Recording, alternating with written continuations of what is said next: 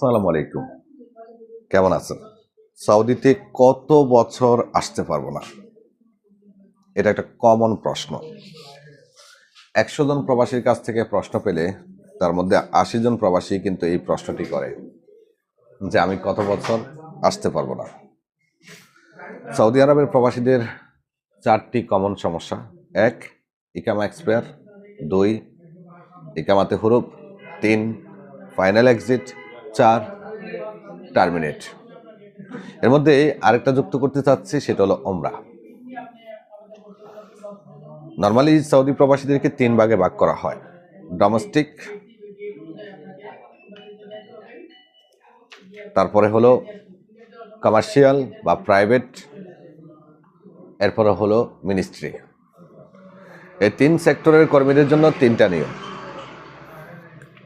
বিশেষ করে আমাদেরকে যারা প্রশ্ন করেন যে আমি আসতে পারবো কিনা, আপনি আসতে পারবেন কিনা এটা আপনার সমস্যার উপরে ভিত্তি করে তথ্য দেওয়া সম্ভব।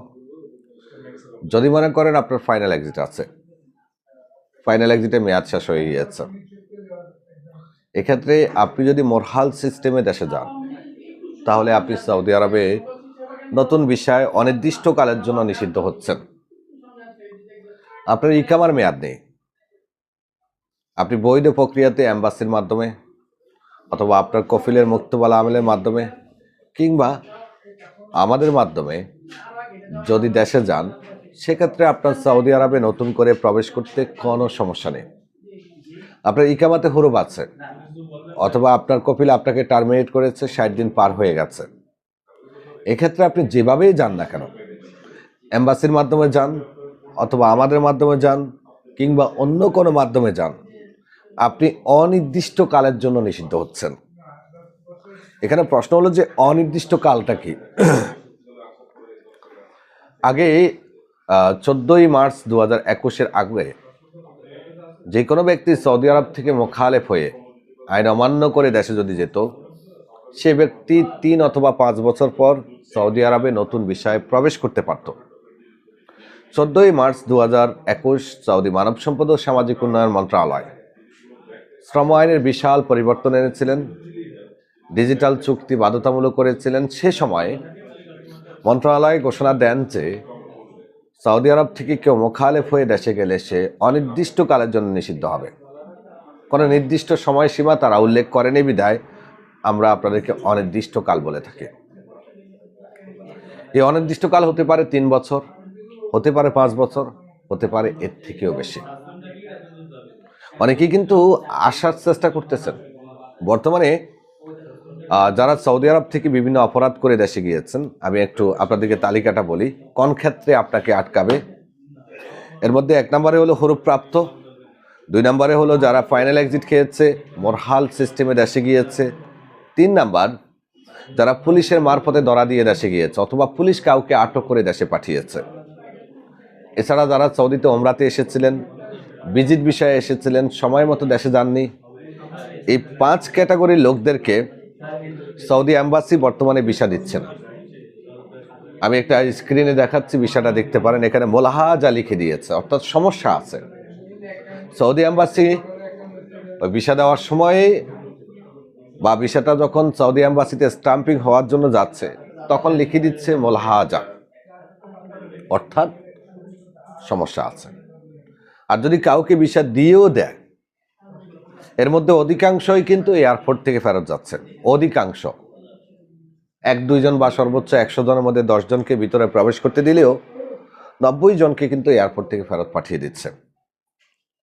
যে ১০ জন ভিতরে প্রবেশ করে, এই ১০ জন বিভিন্ন সময় বিভিন্ন জায়গাতে তথ্য ছড়িয়ে দেয় যে আমরা প্রবেশ করেছি। পরবর্তীতে যারা দেশে আছে, বিভিন্ন অপরাধে দেশে গিয়েছে, তারা নতুন বিষয় নিয়ে আসতে চেষ্টা করে, কিন্তু এয়ারপোর্ট থেকে অনেককেই দেশে পাঠিয়ে দেয়। সো তালিকাটা আবার বলছি, যারা আসতে পারবেন, আপনার ইকামার মেয়াদ নেই অথবা আপনার ইকামা হয়নি, এক্ষেত্রে আপনি যে কোনো মাধ্যমেই বৈধ প্রক্রিয়াতে যদি এক্সিট নিয়ে যেতে পারেন, খেয়াল রাখবেন পুলিশ কিন্তু ধরে পাঠালে আসতে পারবেন না।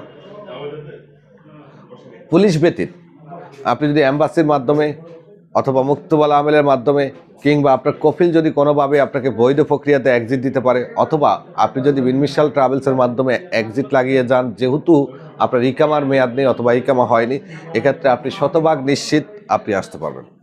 2, যাদেরকে কফিল এক্সিট দিচ্ছে ইকামার মেয়াদ থাকাকালীন অবস্থায়, এক্সিট দেওয়ার 60 দিনের মধ্যে যে ব্যক্তি দেশে চলে যাচ্ছে তার সৌদি আরবে প্রবেশ করতে কোনো বাধা নেই, যদি সে তথ্য পরিবর্তন না করে। পাসপোর্টে যদি সে কোনো তথ্য পরিবর্তন করে, এক্ষেত্রে সে হয়তোবা শিওর না, বাধার সম্মুখীন হতে পারে। আর যদি তথ্য পরিবর্তন না করে, তাহলে আশা করি তার নতুন বিষয়ে আসতে কোনো সমস্যা নেই। আমাদের কাছে আরেকটা প্রশ্ন আসে, তাহলে কতদিন পরে আসতে পারবো? কতদিন বলতে, আপনি যাওয়ার পরে আপনি ভিসা প্রসেসিং করতে যতদিন সময় লাগবে ততদিন পরে আপনি চলে আসেন। হ্যাঁ, আরেক ক্যাটাগরির লোক বর্তমানে সৌদি আরবে প্রবেশ করার সুযোগ আছে, সেটা হলো যাদেরকে কফিল এক্সিট দিয়েছে, এক্সিটের সময় শেষ হয়ে গেছে, মুক্তবাল আমেলের যে জরিমানা আছে সেটা পেমেন্ট করে মুক্তবাল আমেলের প্রক্রিয়াতে যারা যাচ্ছেন বা যাবেন, চাইলে আমাদের মাধ্যমে এই কাজটা করাতে পারেন, তারা আবার সৌদি আরবে আসতে পারবেন। যারা আসতে পারবেন না তাদের তালিকাটা আরেকবার বলে দিচ্ছি। সৌদি আরবে ভিজিট ভিসায় ছিলেন, ভিজিট ভিসার মেয়াদ বাড়াননি, যে কোনো প্রক্রিয়াতে গেছেন, তাহলে আপনি আসতে পারবেন না। 2, আপনার ইকামাতে হুরুব আছে, আপনি যেভাবে যান না কেন অনির্দিষ্টকালের জন্য আপনি নিষিদ্ধ হচ্ছেন। হতে পারে 3 বছর, হতে পারে 5 বছর, হতে পারে 10 বছর, হতে পারে এর থেকে বেশি, এটা কোনো নির্দিষ্ট সময় নেই। 3, যারা এক্সিট খেয়েছেন, সময় মতো দেশে যাননি, মোরহাল সিস্টেমে যারা দেশে গিয়েছেন শুধুমাত্র জরিমানা পেমেন্ট করে 1000, তারাও অনির্দিষ্টকালের জন্য নিষিদ্ধ হচ্ছেন। 4, ওমরা ভিসাতে যারা এসেছেন সৌদি আরবে, সময় মতো যাননি, সৌদি আরবে কাজ করেছেন, আপনি যেভাবেই যান না কেন আপনি অনির্দিষ্টকালের জন্য সৌদিতে নিষিদ্ধ হচ্ছেন।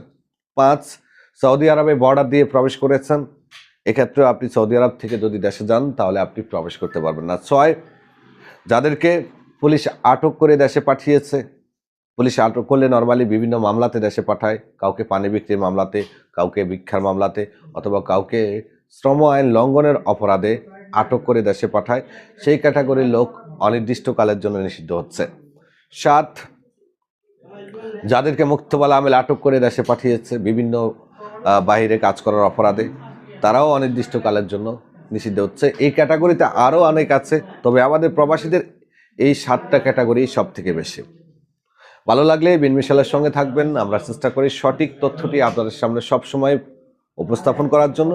আপনি যদি মনে করেন আপনি সৌদিতে আসতে পারবেন বা পারবেন কিনা চেক করতে চান, সেক্ষেত্রে আপনি এয়ারপোর্টের প্রিন্ট আউট তুলে চেক করতে পারেন। এয়ারপোর্টের প্রিন্ট আপনি আমাদের অফিসের মাধ্যমে তুলতে পারেন। আমাদের এই মুহূর্তে 6টি অফিস, ঢাকায় একটা, রিয়াদে একটা, জেদ্দায় একটা, মক্কাতে একটা, মদিনাতে একটা এবং দামামে একটা। কল করুন, আমাদের অফিসিয়াল নাম্বারে 24 ঘন্টা কল সার্ভিস আছে আপনাদের জন্য। যে কোনো তথ্য নিশ্চিত আপনি আমাদের কাছে সঠিক পাবেন। আল্লাহ হাফেজ।